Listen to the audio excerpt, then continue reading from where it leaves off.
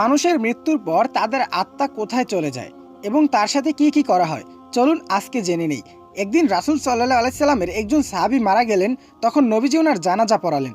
তারপর একদল সাহাবী যখন মৃতদেহ কবর দেওয়ার জন্য কবরস্থানে নিয়ে গেলেন, সবার সাথে আমাদের নবীজিও হেঁটে আসলেন। তখন দুইজন সাহাবী কবর করতে শুরু করলেন। সবাই মৃতদেহকে ঘিরে বসে আছেন। কবর খনন শেষ হওয়া না পর্যন্ত সবাই অপেক্ষা করছেন। তখন চুপচাপ নীরব শান্ত একটি পরিস্থিতির সৃষ্টি হলো।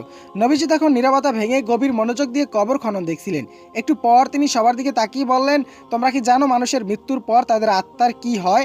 সবাই তখন আগ্রহের সাথে নবীজিকে জিজ্ঞাসা করলেন, ইয়া রাসূলুল্লাহ, আপনি বলে দিন, আমরা তো জানি না। নবীজি তখন একটু চুপ থাকলেন এবং সবাই ওনার কাছে এসে ঘিরে বসলেন। মৃত্যুর পর আত্মার কি হয় এই তথ্য তাদের জানা ছিল না। আজ তারা এই তথ্যটি প্রিয় রাসূল সাল্লাল্লাহু আলাইহি সাল্লামের পবিত্র মুখ থেকে শুনতে পাবেন। প্রিয় দর্শক, আজ আপনারাও তা শুনতে পাবেন।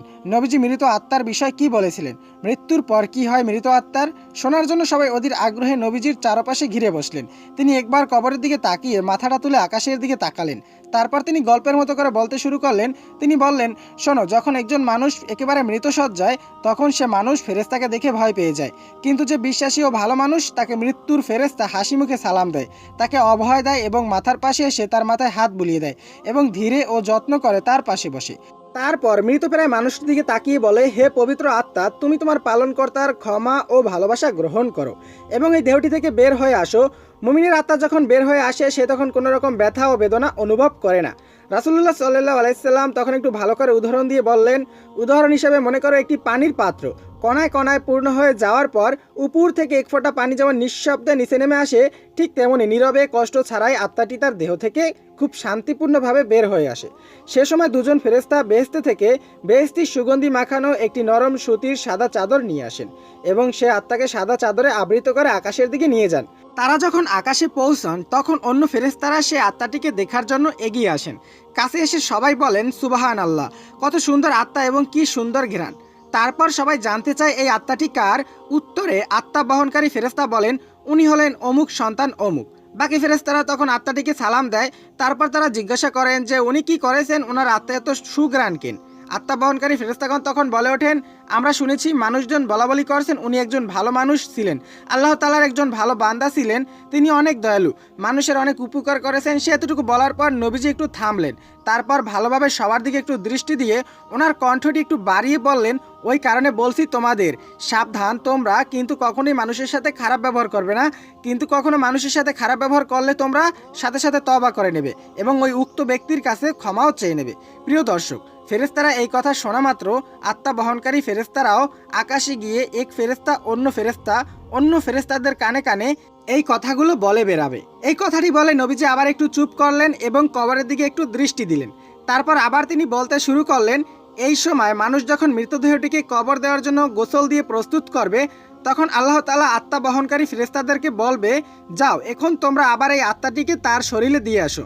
মানুষকে আমি মাটি দ্বারা সৃষ্টি করেছি এবং তার আত্মাটিকে আবার তার মাটির দেহে মাটির সাথে মিশিয়ে দেব। সময় হলে তাকে আবার আমি পুনরায় জীবন দিব। তারপর মৃত ব্যক্তিকে কবর রেখে যাওয়ার পর দুজন ফেরেশতা আসবেন। তাদের নাম হলো মুনকার নাকির। তারা তখন মৃতের সৃষ্টিকর্তা, তার ধর্ম ও নবী সম্পর্কে জিজ্ঞাসা করবেন। মুনকার নাকির চলে যাওয়ার পর সেই মৃত আত্মাটি আবার অন্ধকার কবরে একাকী হয়ে যাবে। সে এক ধরনের অজানা আশঙ্কায় অপেক্ষা করবে, সে কোথায় আছে এবং কি করবে। এরূপ এক অনিশ্চয়তা এসে তাকে ঘিরে ধরবে। এমন সময় সে দেখবে খুব সুন্দর একজন লোক তার কবরে তার সঙ্গে দেখা করতে এসেছেন। তাকে দেখার পর আত্মাটি ভীষণ খুশি ও মুগ্ধ হবে। এত মায়াবী, এত সুন্দর তার চেহারা সে জীবনে কোনোদিন দেখিনি। আত্মাটি তখন তাকে জিজ্ঞাসা করবে, তুমি কে? সে লোকটি তখন বলবে, আমি তোমার জন্য অনেক বড় একটি সুসংবাদ নিয়ে এসেছি। তুমি দুনিয়ার পরীক্ষায় উত্তীর্ণ হয়েছো, আলহামদুলিল্লাহ। তোমার জন্য আল্লাহ তাআলা জান্নাতের ব্যবস্থা করেছেন। তুমি কি সেটি একটু দেখতে চাও?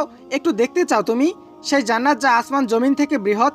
আত্মাটি তখন ভীষণ খুশি হয়ে বলবে, অবশ্যই আমি দেখতে চাই, অবশ্যই আমি দেখতে চাই, আমাকে একটু জান্নাত দেখাও। লোকটি তখন বলবে, তোমার ডান দিকে তাকাও। আত্মাটি তখন ডানে তাকিয়ে দেখবে কবরের দেয়ালটি সেখানে আর নেই। সেই দেয়ালের দরজা দিয়ে অনেক দূর পর্যন্ত যতদূর দৃষ্টি যায়, দৃষ্টির সীমা পেরিয়ে একটি সুন্দর জান্নাত দেখা যাচ্ছে। বেহেশতের সে রূপ দেখে আত্মাটি অনেক মুগ্ধ ও প্রশান্তি লাভ করবে এবং সেখানে যাওয়ার জন্য সে অস্থির হয়ে যাবে। লোকটিকে জিজ্ঞাসা করবে, আমি সেখানে কখন যাব, কিভাবে যাব? লোকটি মৃদু হেসে বলবে, যখন সময় হবে তখনই তুমি সেখানে যাবে। সেটি হবে ইয়াউমুল কিয়ামার পরে। এবং তুমি সেখানে চিরস্থায়ী হবে ইনশাআল্লাহ। আপাতত সে দিবস পর্যন্ত তোমাকে অপেক্ষা করতে হবে। ভয় পেও না, আমি তোমার সাথেই আছি। তোমাকে আমি সেদিন পর্যন্ত সঙ্গ দিব, যেদিন পর্যন্ত না ইয়াউমুল কিয়ামা হবে। আত্মাটি তখন তাকে আবার জিজ্ঞাসা করবে, কিন্তু তুমি কে? তখন সে লোকটি বলবে, আমি তোমার জন্য বা তোমার এতদিনের নেক আমল। সুবহানাল্লাহ। পৃথিবীতে তোমার সকল ভালো কাজের ফলাফল আমি নিজেই। তুমি নফসের সাথে যুদ্ধ করে ভালো কাজ করছো, তুমি খারাপ আচরণ করা প্রতিবেশীর খারাপ আচরণ আল্লাহর সন্তুষ্টির জন্য হজম করছো, উঠতে বসতে চলতে ফিরতে প্রতিটি কাজ তুমি আল্লাহর জন্যই করছো। আর আমি জানি এতে তোমার কত কষ্ট হয়েছে। আমি তোমার সেই নেক আমল। আজ তুমি আমাকে একজন সঙ্গীর মতো করে দেখছো। আমাকে আল্লাহ তাআলা তোমার সঙ্গ দেওয়ার জন্যই এখানে পাঠিয়েছেন।